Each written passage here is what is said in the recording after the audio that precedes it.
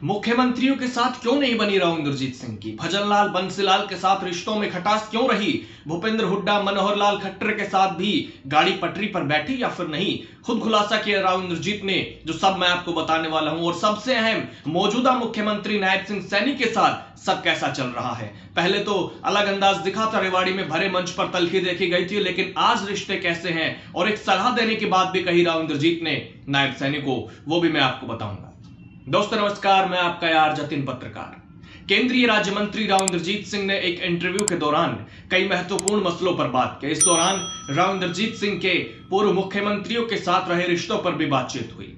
वैसे अक्सर विरोधी या फिर यूं कहें कि विपक्षी दल के नेता भी ये आरोप लगाते रहे हैं कि राव इंद्रजीत मुख्यमंत्रियों से बनाकर नहीं चले, इसलिए इलाके में विकास कार्य नहीं हुए। तो राव इंद्रजीत ने इन सब पर खुलकर बात की। उन्होंने भजनलाल बंसीलाल, भूपेंद्र हुड्डा, मनोहर लाल खट्टर से लेकर नायब सैनी तक इन तमाम मुख्यमंत्रियों पर बात की। राव इंद्रजीत ने कहा कि मेरी भजनलाल से इसलिए नहीं बनी क्योंकि हमारे दक्षिण हरियाणा के साथ दुहात हुई। मेरी बंसीलाल के साथ क्यों नहीं बनी? क्योंकि उन्होंने राव तुलाराम के बारे में कुछ गलत टिप्पणी कर दी थी, तो मैंने उन पर सबसे पहले मानहानि का केस डाला था, तो मैं कोर्ट में गया था, तो मेरी बंसीलाल से लड़ाई हुई। फिर उनसे सवाल हुआ कि आपकी भूपेंद्र हुड्डा से भी हुई, मनोहर लाल खट्टर से भी वही मोहब्बत रही, और अब नायब सैनी से भी अभी तक हनीमून पीरियड चल रहा है या खलल पड़ा कुछ?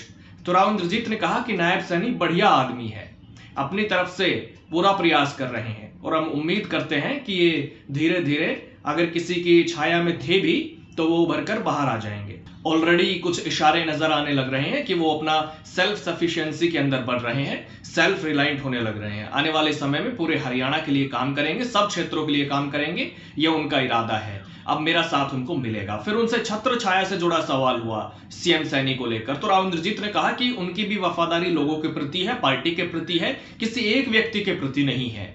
तो जब पार्टी ने उनको जिम्मेदारी दी है हरियाणा को ठीक ढंग से चलाने की, और हम जैसे लोगों को भी साथ जोड़ने का पार्टी कर रही है कि हरियाणा का भला चाहते हो तो मदद करो, तो हम कर रहे हैं उनकी मदद। हरियाणा का भला चाहते हैं इसलिए कर रहे हैं।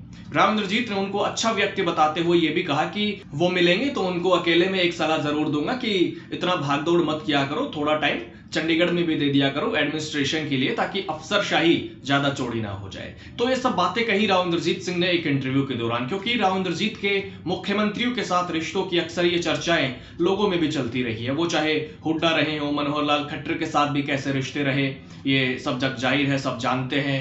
अपना अलग अंदाज राव इंद्रजीत रखते आए हैं। दोनों के बीच का गुरुग्राम का वो 2018 वाला वाक्य भी मुझे याद है। तो कई मौके ऐसे आए हैं जब राव इंद्रजीत ने डायरेक्ट या इनडायरेक्टली मनोहर लाल खट्टर पर निशाना साधा है। साथ ही अपने ही सरकार पर वो कई बार सवाल भी खड़े करते रहे हैं और अहिरवाल दक्षिण हरियाणा क्षेत्र के साथ भेदभाव के आरोप भी लगाते रहे हैं। इसके अलावा पिछले साल ही सीएम नायब सैनी के सामने रेवाड़ी में जोन में एक रैली के दौरान उन्होंने ये एहसास कराने की कोशिश भी की कि हमने पूरा दिल लगाकर तीसरी बार सरकार बनाने में अपना योगदान दिया है, ऐसा ना हो कि हमारे इस योगदान को नजरअंदाज किया जाए। जिसके जवाब में सीएम नायब सैनी ने भी कहा था कि हम किसी एक जाति, एक वर्ग या एक परिवार की सरकार नहीं है, ये हरियाणा के 3.25 करोड़ लोगों की सरकार है। इस वाक्य की खूब चर्चा भी हुई थी उस समय, पूरे प्रदेश भर में इसकी चर्चा हुई थी। इसके बाद हवा बनाने के दावों ने भी खूब तूल पकड़ा, यानी बिना चुनाव भी अहिरवाल में सियासी पारा आसमान पर रहा। हालांकि बाद में राव इंद्रजीत की बेटी हरियाणा की मंत्री आरती राव ने सीएम के कार्यों की तारीफ भी की, और उसके बाद अलग अलग मौकों पर राव इंद्रजीत और नायब सैनी नजर भी आए।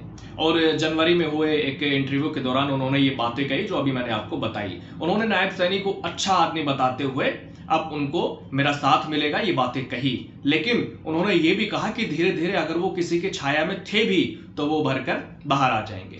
ऑलरेडी कुछ इशारे नजर आने लग रहे हैं। तो नायब सैनी को विपक्षी दल के नेता भी अक्सर डमी सीएम भी बताते रहे हैं। कांग्रेस नेताओं से लेकर इनेलो तक काफी नेता उनके लिए डमी शब्द का प्रयोग करते रहे हैं, लेकिन बात राव इंद्रजीत सिंह की करते हैं क्योंकि विपक्षी आरोप लगाता रहा है कि राव इंद्रजीत की मुख्यमंत्रियों से नहीं बनी, इसलिए इलाका विकास में पिछड़ा हुआ है। हालांकि आपको क्या लगता है, आप अपनी राय जरूर दीजिएगा। अगर आप कुछ कहना चाहें तो जरूर कहिएगा। कमेंट बॉक्स के दरवाजे हमेशा की तरह आज भी आपके लिए खुले हुए हैं। नमस्कार।